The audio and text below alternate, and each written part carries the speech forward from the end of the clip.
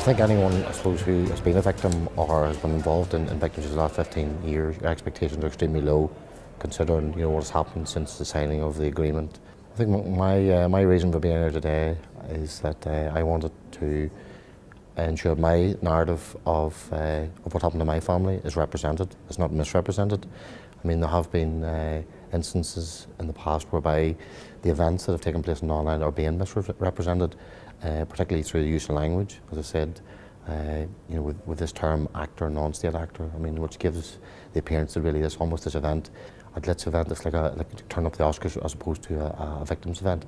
So being here today is ensuring that the terrorists are held to account, and that where applicable, those members of the security forces who have committed murder, that they're held to account.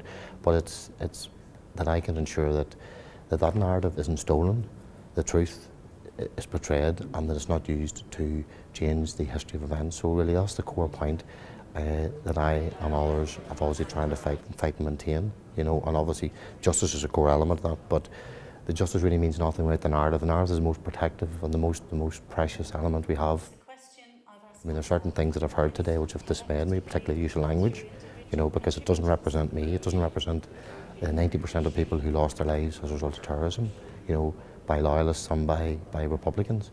So I'm entirely happy with what I've heard today. Absolutely not. I'm sure other people aren't either. I'm sure they have entitled and they may have a different view than myself. But to date, no, I'm not happy with how certain people are portraying events. I think events like this here do offer everyone an opportunity, absolutely, and I think it's through meaningful discussion like this here.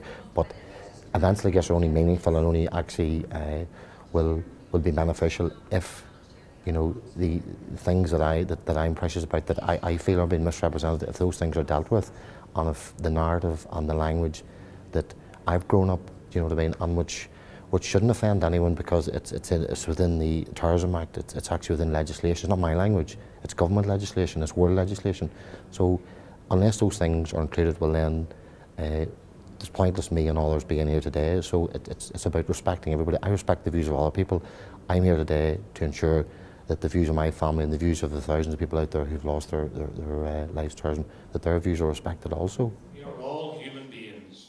We're very interested in ensuring that victims of the conflict in Northern Ireland have access to truth and justice. That's the focus of today's deliberations.